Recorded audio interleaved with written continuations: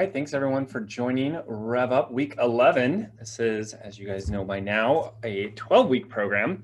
And if you haven't seen the previous weeks, that is fine. We don't necessarily stack on top of the last one, so you can watch them in any order. But today, I'm going to be kind of mixing it up because the last meeting we talked about winning the listing, having a pre-listing packet, all that, and CMAs. Today, I'm going to be talking about leading up to the listing, kind of a pre-listing checklist. So I'm going to skip the slides today and do my own thing, and go from there. So let's jump right in. So again, this is after you have successfully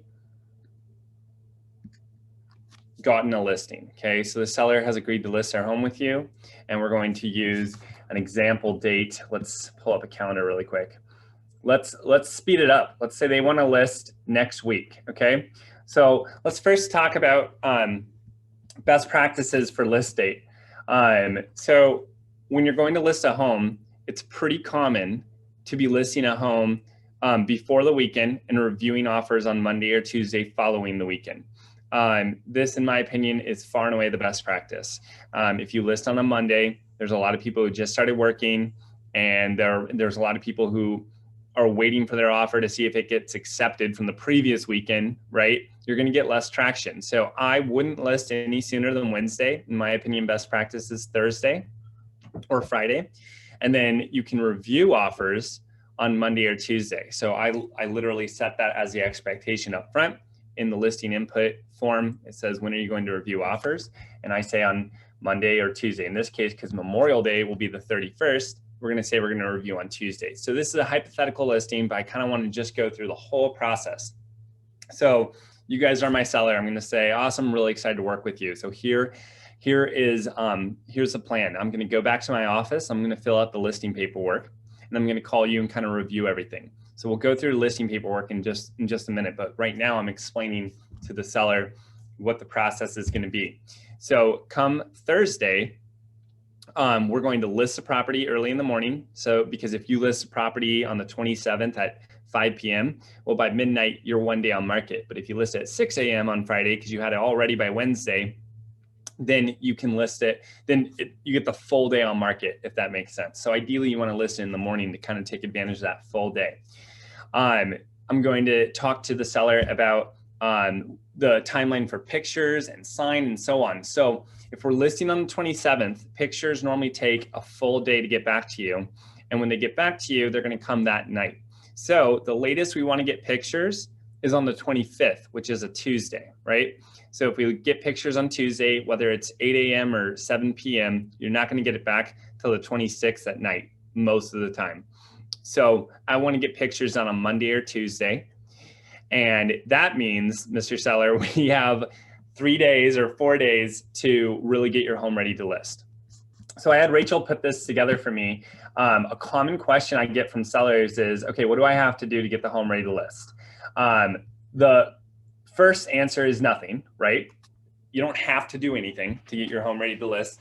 But with that said, let's talk about what would be in order, in my opinion. Obviously, what I'm about to show you is just my opinion. In order, what would be the best things to knock off depending on your budget and your timeline?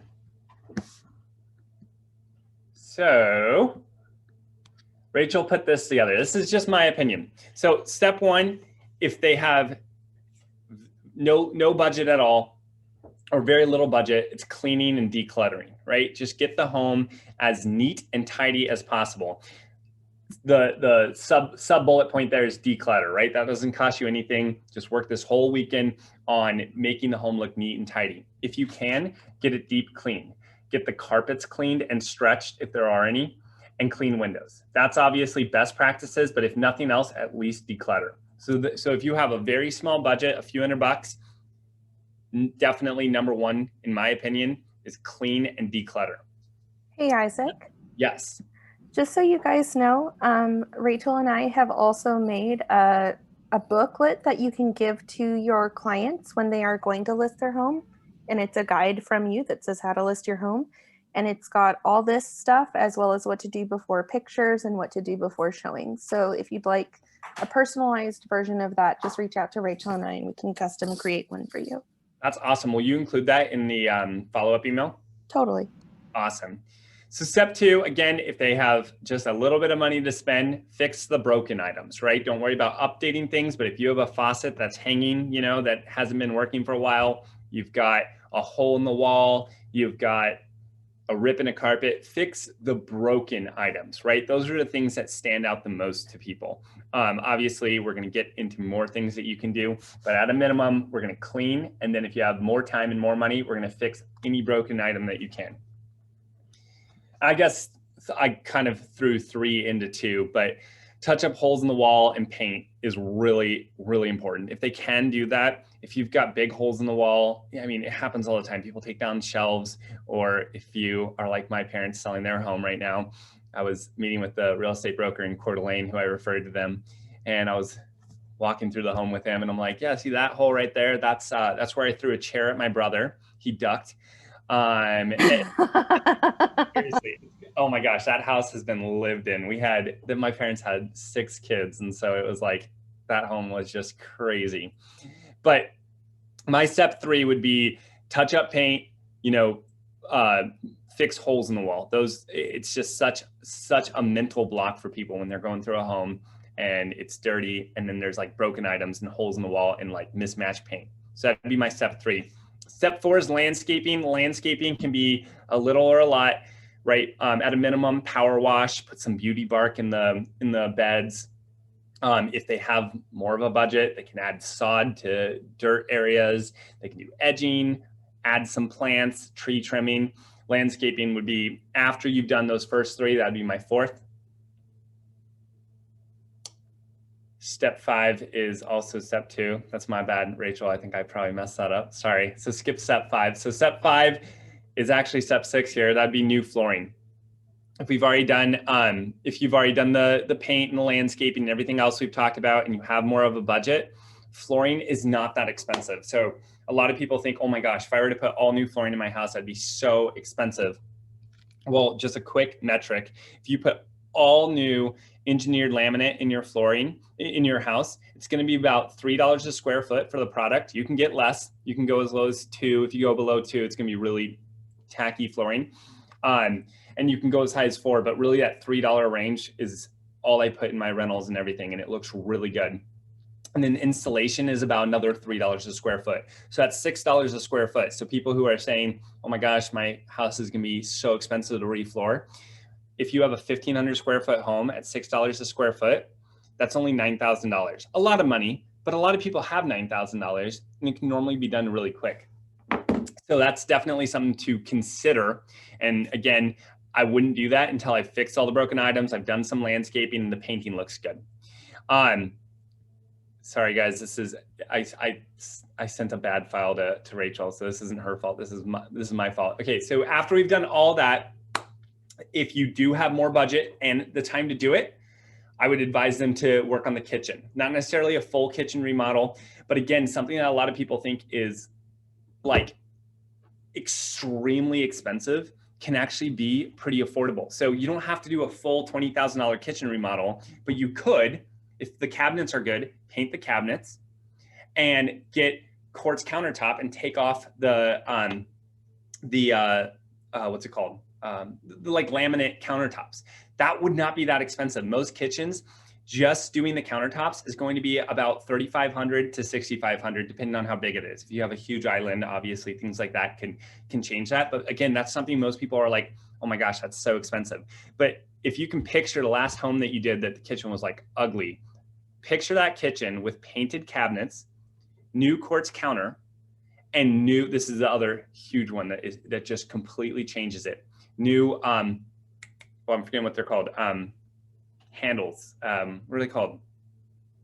We'll just call them handles. But on all the cabinets. Hardware, yeah. On all the cabinets where you have all those 80s gold, horrible looking knobs. If you go on Amazon and you pay 50 cents for like cool black handles, that's what we've done in all of our properties. And seriously, the kitchens look brand new. Seriously, I haven't done a full kitchen remodel. All I've done is new counters, and then new hardware and painted cabinets. And it looks like a brand new kitchen. At this point, we've already done new flooring. So the whole kitchen has new flooring. You've got new counters, you've got new hardware, and you can honestly do this on a normal size kitchen for like $6,000. It's crazy. After that, start looking at bathrooms. Again, you don't have to do this. If you're talking to a seller, you're saying, if you're asking me, I don't know what your budget is. I don't know if we have time for this, but these are in order of the things that I would do. Start with the master bathroom and then go on to the other bathrooms. But bathrooms are another thing that can be so cheap. Don't overthink it, right? If it has a nice enclosure, sure. Would it look better if it had tile? Yeah, but don't replace that. However, if the bathroom tile is just that horrible pink or orange color, you know, some of the stuff that you saw in the 80s, ripping out the tile and putting in all new tile, no joke, you'd be shocked. It's probably going to cost you about $1,500 to $2,500 per enclosure.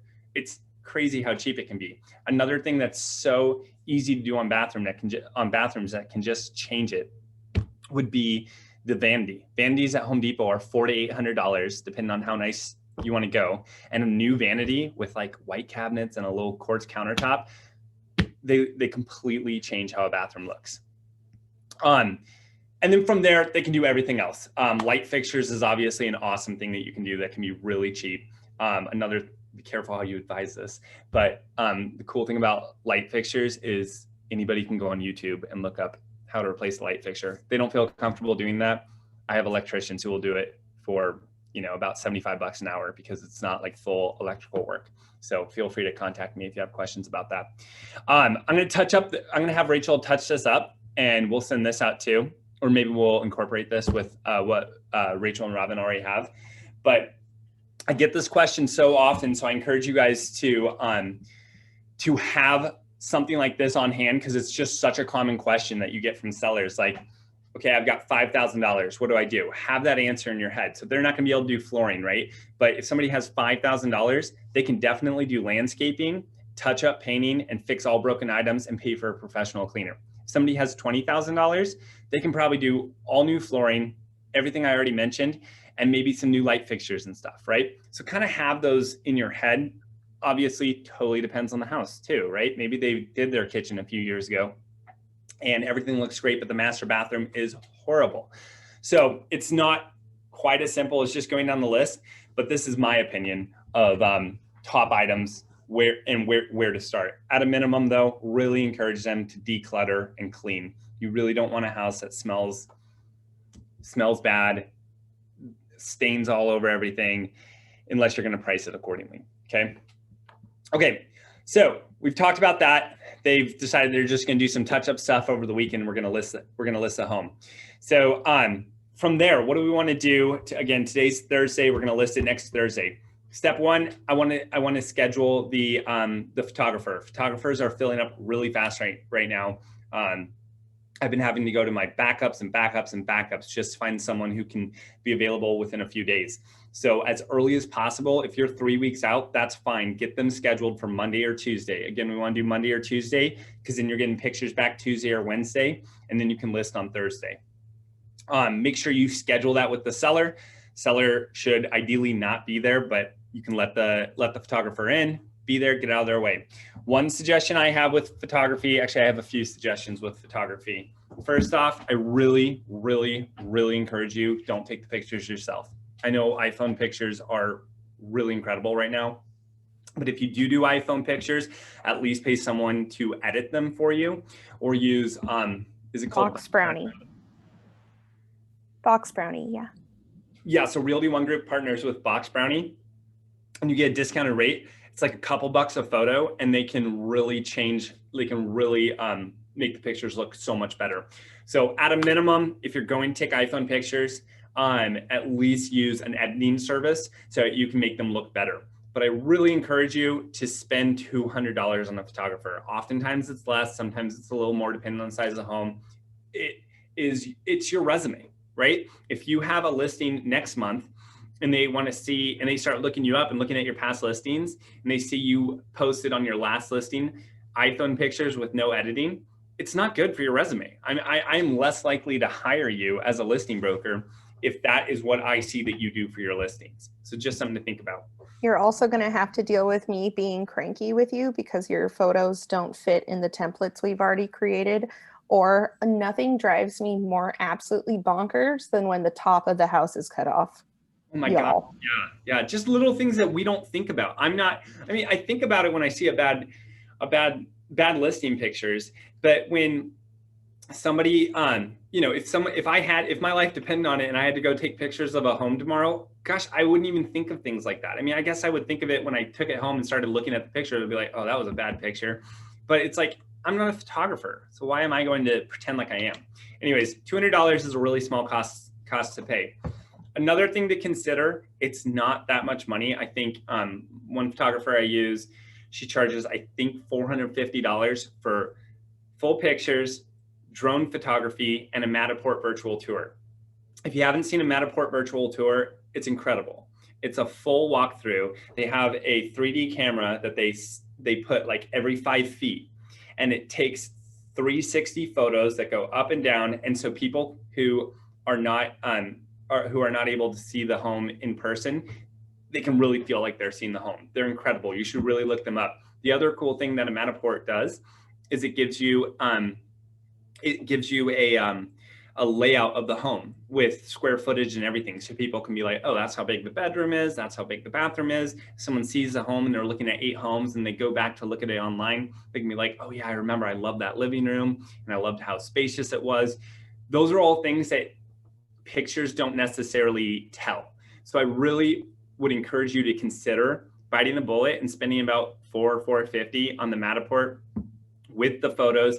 And then lastly, the drone. I don't always do drone in order. I do pictures, obviously, every single time. Matterport is my second. Drone is my third. But if drone is one of those things that, again, it's great for your resume, if you will, right? If you tell every listing appointment that you go in that I don't skimp on my marketing, every single listing I do Matterport, pictures, and drone, it makes you look better. But number 2, for people who are moving from out of the area, if you have a home in the middle of, like, by the office, okay, we're in the historic district, there's no views or anything. I mean, you might get a lucky view down the street of the water or a lucky view of Mount Rainier, but they're not great views. But what a drone can do is it can show you, oh, 6th Ave is right here. Oh, you've got Stadium District right here. Oh, the water is just like a walk down the hill. And a drone can really paint that big picture for buyers who don't necessarily know the area as well. And again, I can't overstate it. It really makes you look better than all those other brokers who just get away with paying $200 for photography. So really consider doing it. It's a really small cost to pay.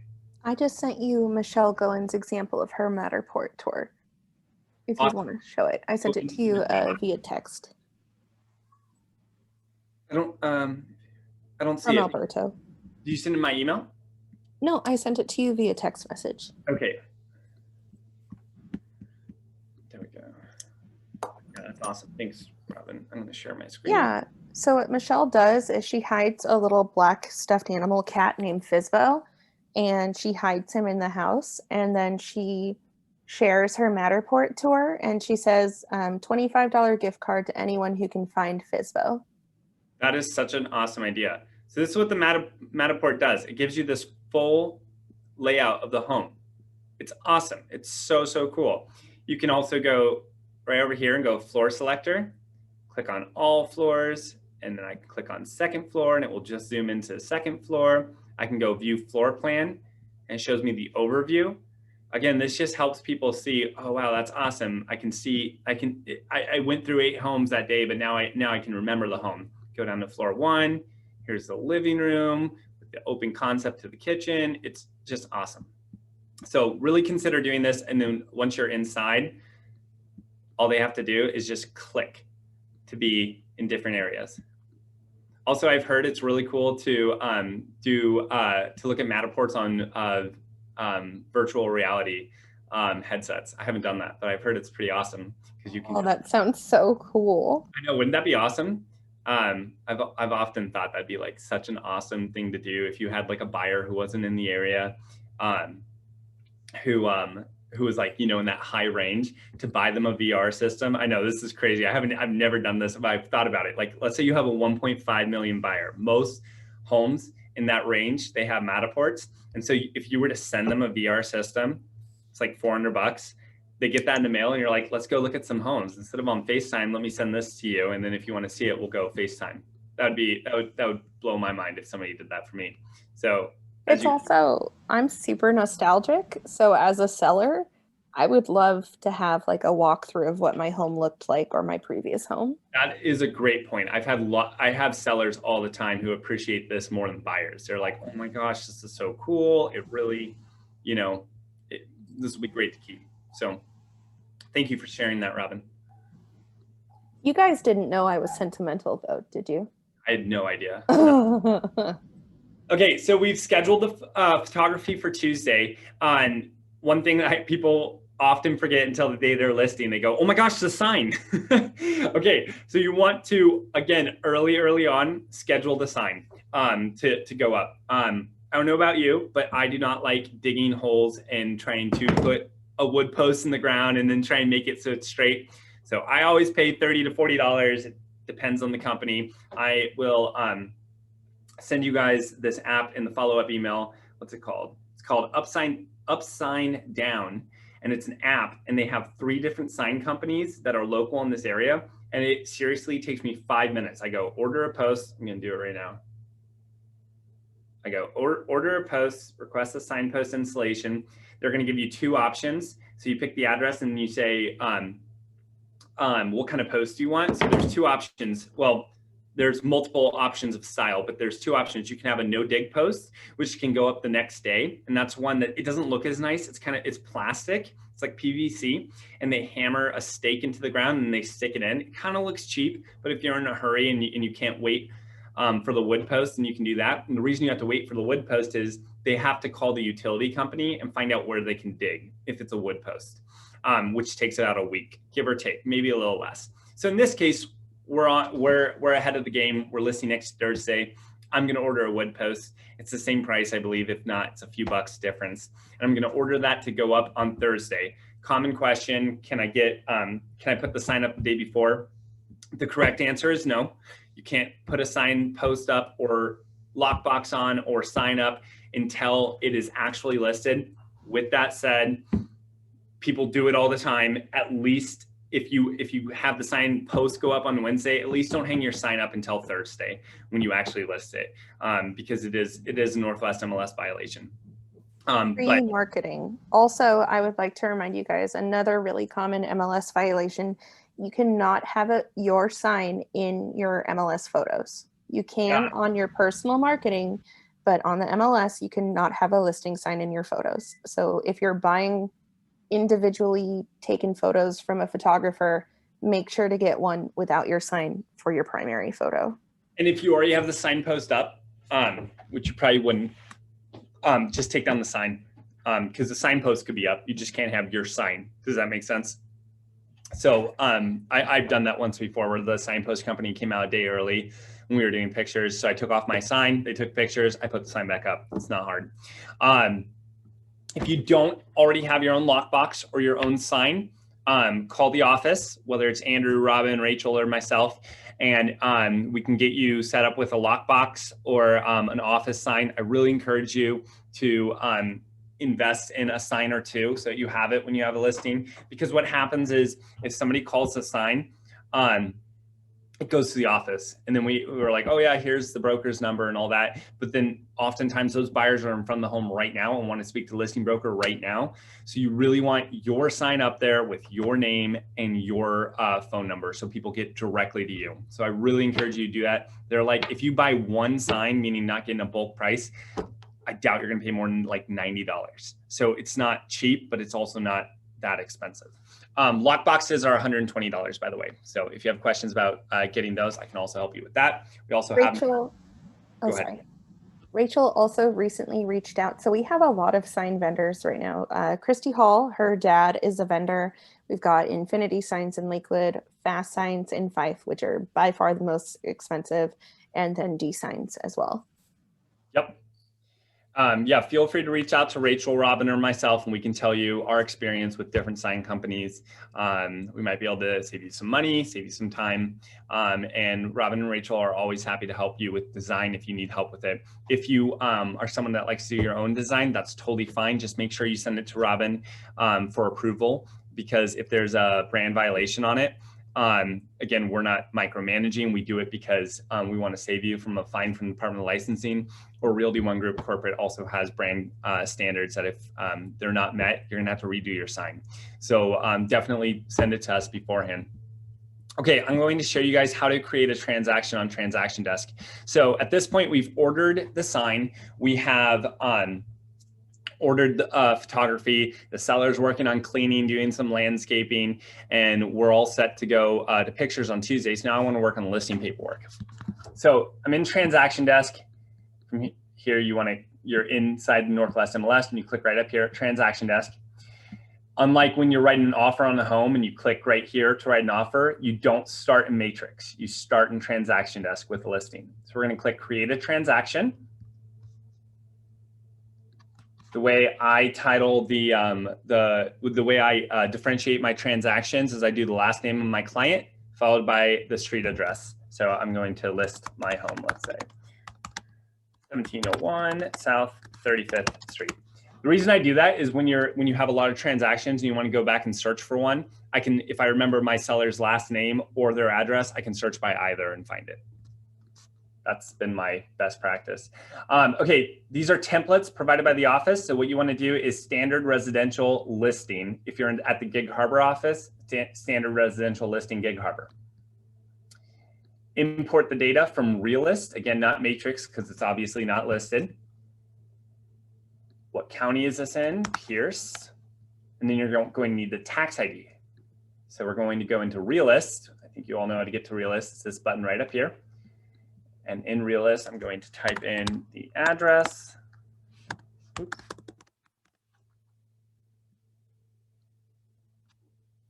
Here is the home, and I'm going to copy parcel ID and paste it right here.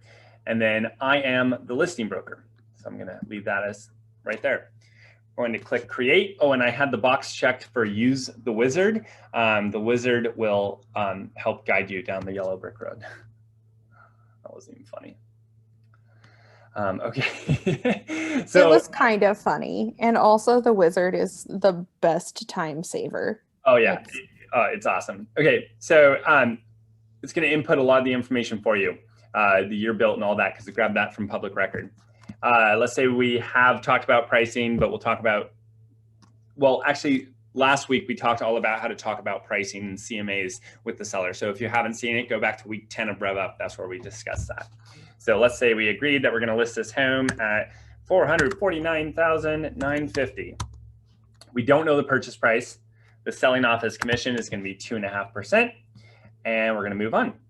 We obviously don't know the purchase price because we don't have a purchase yet, an offer yet. List date is going to be Thursday the 27th. The listing expiration date is kind of a moot point in the hot market, but this is the term of the listing. So on the 1A, which we're going to get to in just a second, you say, when will this listing expire? So again, in a hot market, homes are selling really fast, but that's just saying the listing will automatically expire at X. I normally do about 3 months.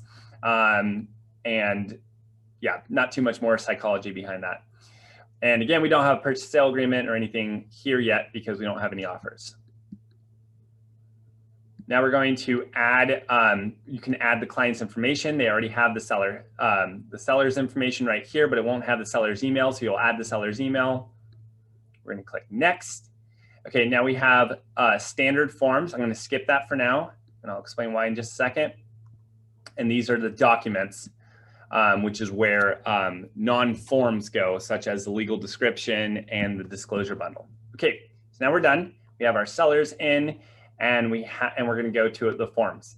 So I'll also send you a list of all mandatory and, if applicable, forms. But in general, on a standard residential listing, we're going to need the Form 1, which is the listing input, the 1A, which is the listing agreement, the 17 is the seller disclosure, the 22E is FERPTA, saying the seller is not a foreign citizen, 22J, if applicable, that's saying if the home is older than 1978, the seller will disclose if they're aware of any lead-based paint. 22K is for utilities, to identify what utilities are on the property. Additional forms, you might want to add the 7B. The 7B allows you to exclude the seller's phone number from the listing. I wish Sarah was on this meeting. She would remember more. There's probably more forms, but those are the basics. So I just want to go through these forms really quickly. They're not. We won't take a deep dive on each item, but let's talk about the 1A. 1A is one of the most simple forms here. You have the list date here. This is where you're going to talk about commissions. Commissions are, the first line is for the total commission. I see a lot of people mistakenly type in 2.5 here and 2.5 here. That's incorrect. What you want to do is you want to say the total commission is 5, of which the buyer brokerage is going to make 2.5, right? So total commission followed by what the buyer's broker will make. Okay, so if you're listing it for 1%, you'd put it like this, 3.5. If you're getting 2.5 and they're getting 2.5, you'd put it as 5, etc. I really encourage you, because time is limited for this meeting. I'm not going to go through this whole form, but I really encourage you to read through this whole form and talk to me if you have questions. There's a lot of really important things. Section 8 is really important. Section 9 is really important. All of it's really important. So make sure you go through it. And then I also see, like, 1 out of 4 times the listing broker forgets to check this box. So you'd say, are the undersigned, are the sellers the only sellers, or are there more partners involved? Yes or no? Okay. Listing input, we could spend so long going through this, and we have gone through this in previous meetings. So I am going to just breeze through this.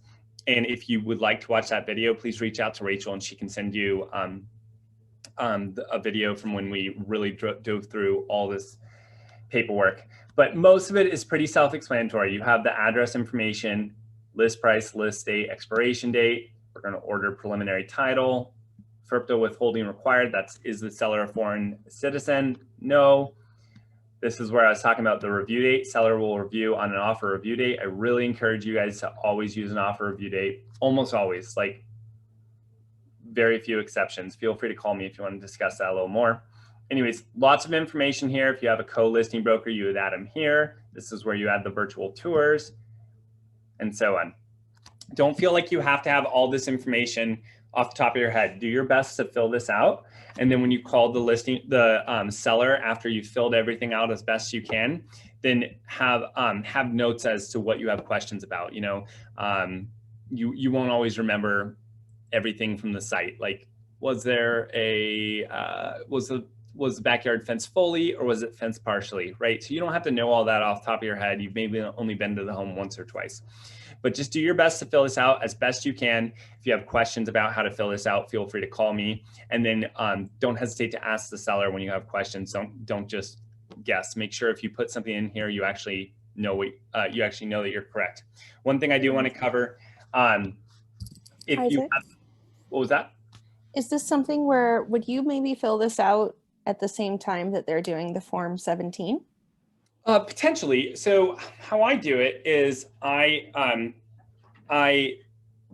have, the meeting today, let's say on Thursday. They say, sweet, ready to sign paperwork with you. Let's do it.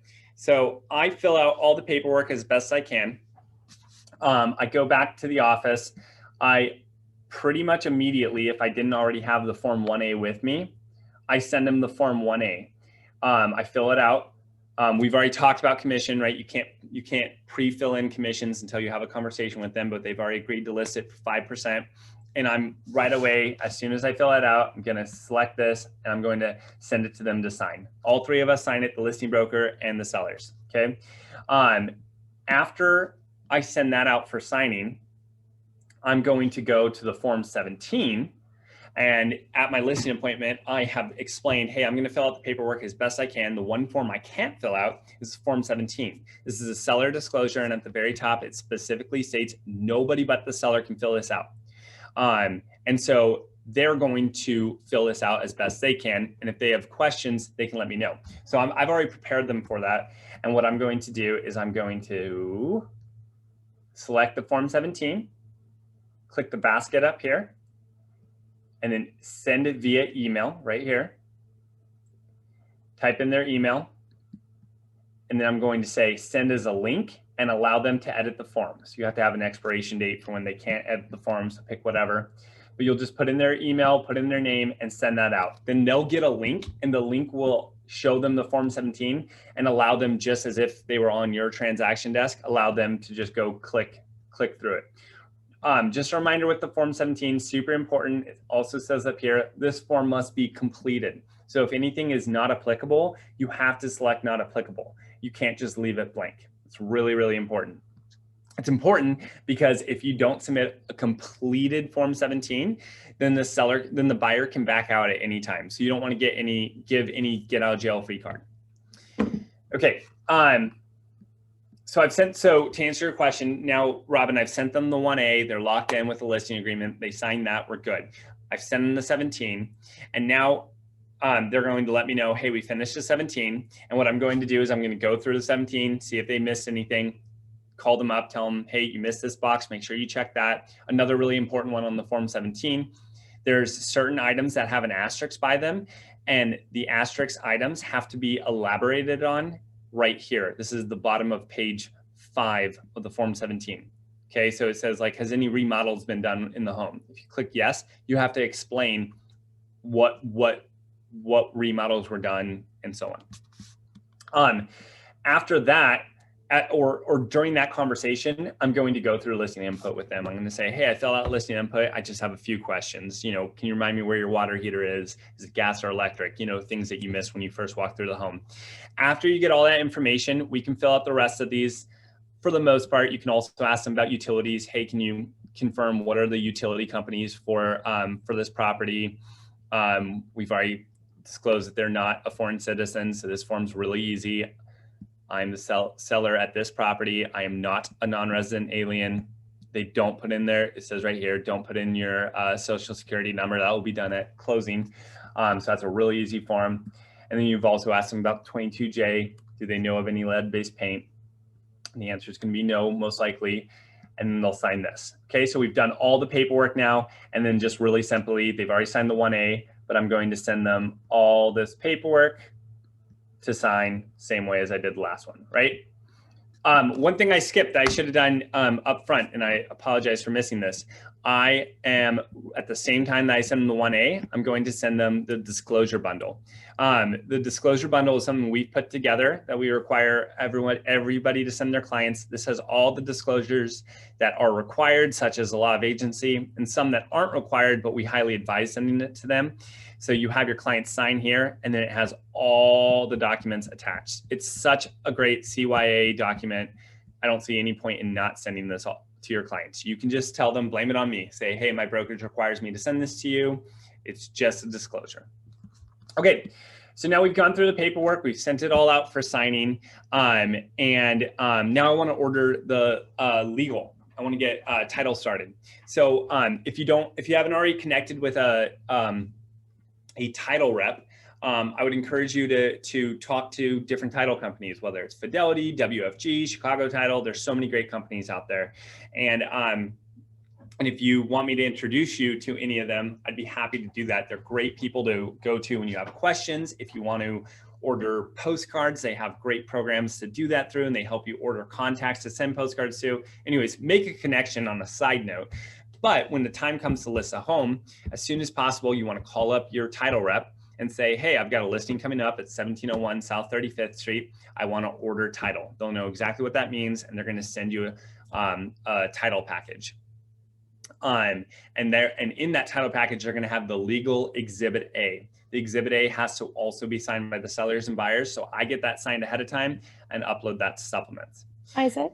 Yes. Do they have to sign it, or is the initial okay? Thank you. Initials. You're correct. Initials. I misspoke. Okay, so all the paperwork's been signed. We are good to go. And we've filled out the listing input as not as best we can at this point. We've talked to the seller. We filled it out completely. So now what you want to do is open the listing input. This is something that will save you so much time if you don't already know this. Most people should know this, but I just spoke with an agent in our office who didn't know it you could do this. She thought you had to go into Matrix to redo everything that you've already put in the listing input. But because you already have everything in the listing input, all you have to do now is click right up here, upload listing. And so when you click upload listing, which I'm not going to do, it will say, perfect, we've uploaded it to the MLS. And then you'll go into Matrix and you're going to click on input. And for me, it's giving me both offices and I can look at any of our agents, but for you, it'll just show your name and you can click on the listing. And the listing, when you upload it to the MLS, it's not going to be active, okay? It's just going to be an inactive listing. So when you press upload listing, don't be worried. You're not doing anything permanent. You're just moving it from paper to an actual listing in the MLS. So what it will look like, it'll look similar to this, okay? It's going to say, okay, here's residential data input, here's the open house input, you can add virtual tour if you didn't already, showing time, etc. Manage photos, manage supplements. Again, it will just say inactive here. So let's go through them one by one. Click on manage supplements. This is where you're going to upload all those files that we discussed. 2 files that you're not going to upload are the 1A and the Form 1, the listing input. The 1A is the listing agreement. Nobody else has to see that except for your brokerage, you and the seller. That's it. So that's not uploaded as a supplement. And the Form 1, the listing input, that's redundant to what's already in the listing. So you don't need to upload that either. You do need to upload the legal description. If you are excluding the seller's phone number or name, you need to upload the Form 7B, the 22E, disclosing that the seller is not a foreign citizen, 22J, disclosing that they have no information about lead-based paint. You can add in additional title documents, which I did, and then the Form 17. I don't have the 22K here. You don't have to have the 22K up front. You actually don't have to have the 22J up front, but at a minimum, you're going to want to have the 17, the 7B, and the legal description, and the 22E. So to upload files, it's super easy. You just click choose a file, which will take you to your documents and you can just upload it. And then you just select what it is. They have all these different categories, right? If there isn't a category for something, like if you have best offer, suggestion, supplement, or something like that, you can just title it additional broker remarks. And then you click upload and it'd be uploaded. Isaac? Yes. So let's say that I want my seller wants to get highest and best, and so they do a pre-inspection and they're like, can we add it to the listing? I've heard some brokers say that they won't include it in the docs. I've seen some agents include it in the docs. I've had some agents say you can only get it after showing. How do you feel about that? I've got no, well, I guess I do have a preference. My preference would be just including supplements. I don't want people calling me every time they want to see it, and most people want to see it. So absolutely, if I'm you, if your seller did do a pre-inspection of the home, upload it to supplements so anybody can see it. That way they don't have to waste your time asking for it. So that's my opinion on that. I love the idea of doing pre-inspections, by the way, guys. I think it's an awesome, awesome idea. The problem with the pre-inspection, the reason it's debatable with some people, if you should include it, is a pre-inspection is now information that you have as a seller. And so if they find out something is wrong, they now have to disclose that in the Form 17. But if you have a pretty clean house, you feel comfortable as a seller, I love the idea of doing a pre-inspection because you're much more likely to get a buyer to waive the inspection if they have a pre-inspection that they've already reviewed. I've also seen people upload the pre-inspection and then in the supplements have in upgrades and addendum to the pre-inspection where they're like, yes, there was a leak in the roof in the garage, but we caulked it and this is what it should be fixed now. Love it. So to upload photos, same thing. You just go browse, select the photos from a file that you have on your computer and upload them. The psychology behind what pictures to put first. I mean, in my opinion, if there's a view or a pool, you want that to be the first one. Actually, an MLS rule is you have to have your first picture be a picture of the front of the building or a view or a pool. Oddly enough, pool they're cool with.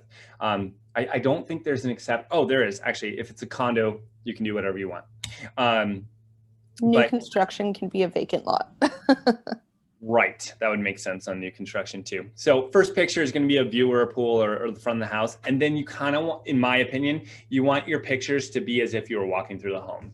So I did the front of the house, followed by the living room, followed by the kitchen, followed by the master. And then you've got bathrooms and so on. Basement pictures are last, and then I do the backyard finally.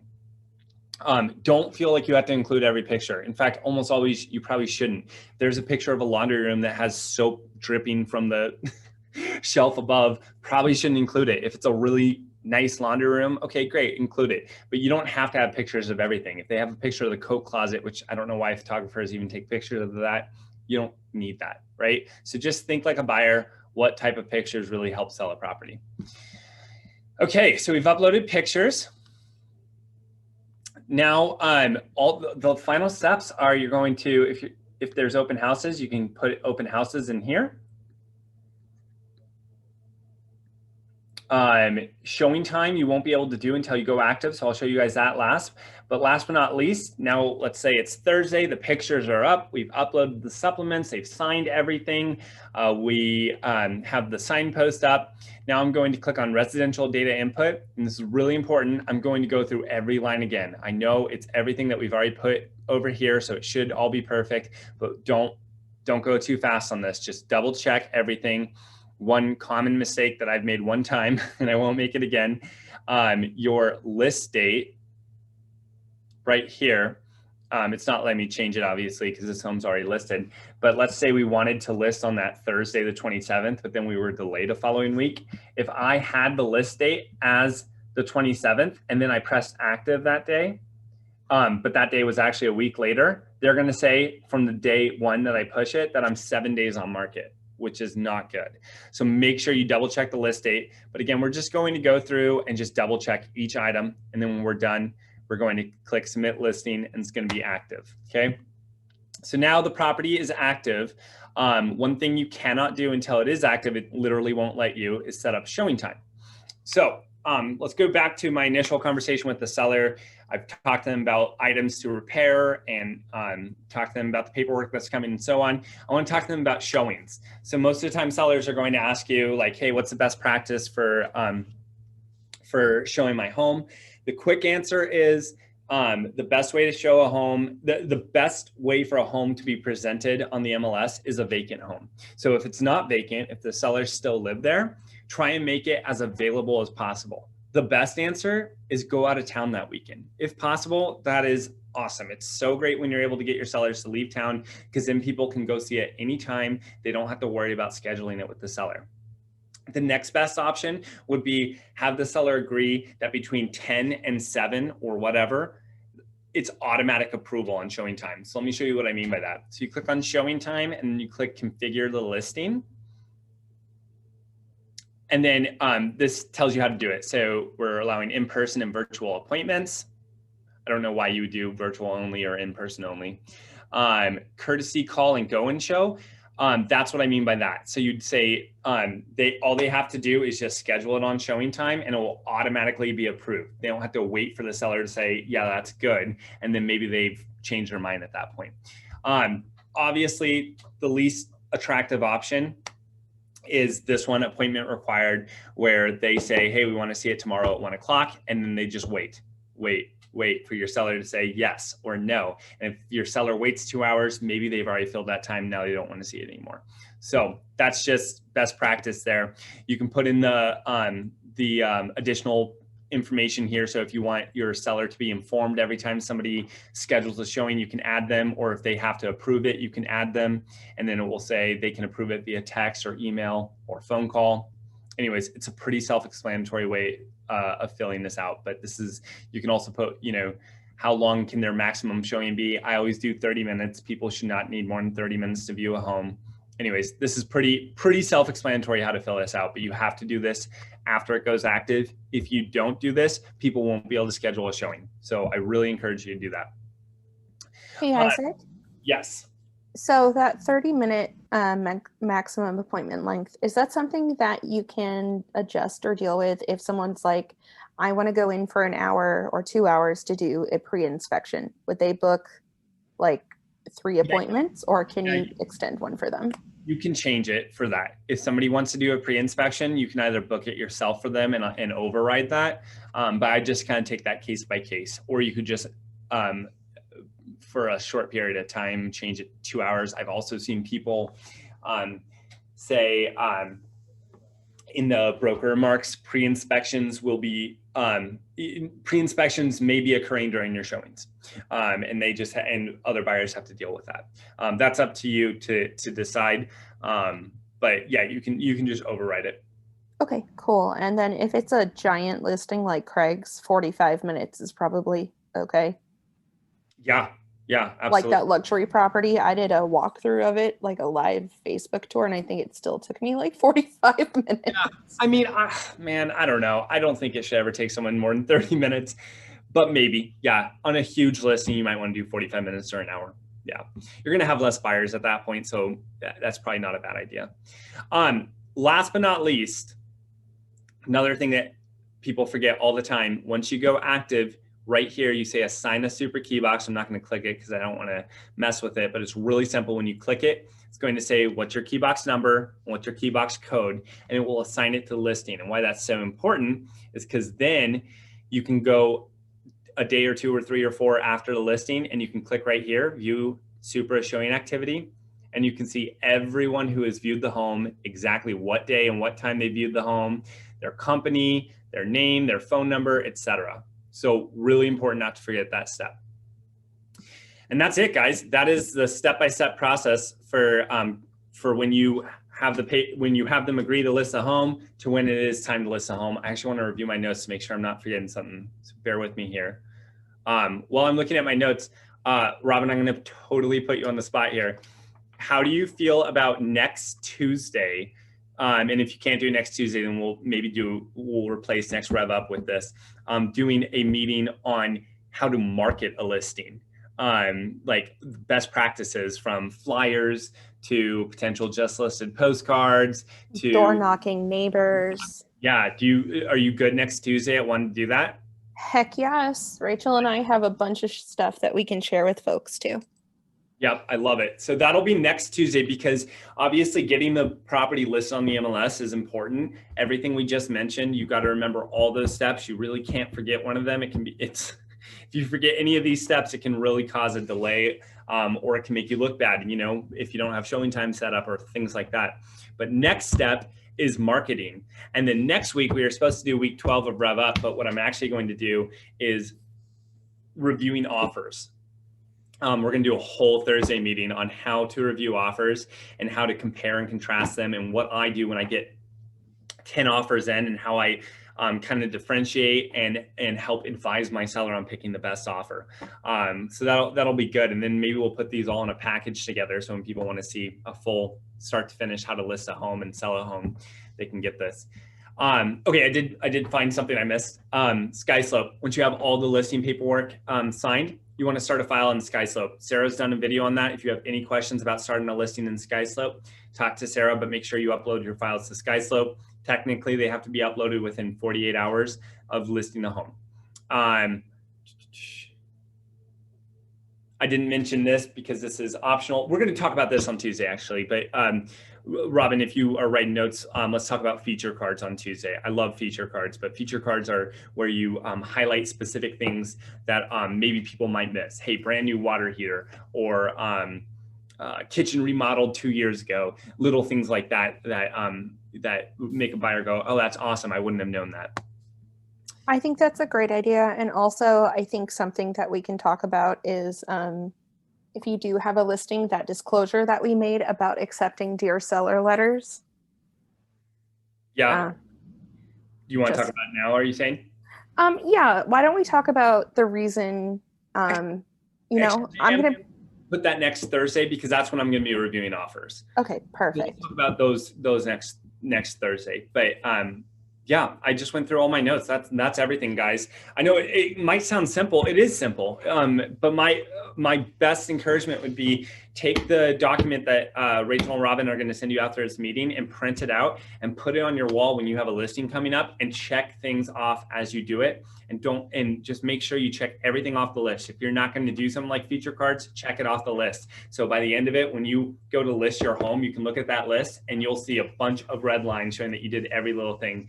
Because again, it's so easy. I still to this day will go to list a home and be like, oh my word, I completely forgot to order a site. and it's embarrassing. It sucks. So I'm really trying to help you guys avoid that, because it really does suck. And sometimes things like the signposts or ordering title or pictures, they can be a little delayed. It's not same day, right? So if you forget something like this, just don't forget it. Use a list. And it really is, if you follow a list, it really is that simple. And obviously, I'm always a resource for you. If you have a listing coming up and you need help with a CMA, or you want to go through and discuss the listing paperwork, don't hesitate to call me, or just, it's always best to set up a Zoom meeting with me and we can just breeze through it. So thank you all. I also think if you are considering, if you have a first-time listing and you're going to need help with SkySlope, set aside some time to meet up with Sarah Brannon to get that training with her. Yep, completely agree with that. Yep. And you can always just call me on the fly, but if you want to go through forms, it's always best to schedule ahead a Zoom meeting so I can block it off on my schedule. So thank you everyone for joining. Looking forward to next Tuesday. Thanks for letting me put you on the spot, Robin. No worries. I'm excited to see y'all next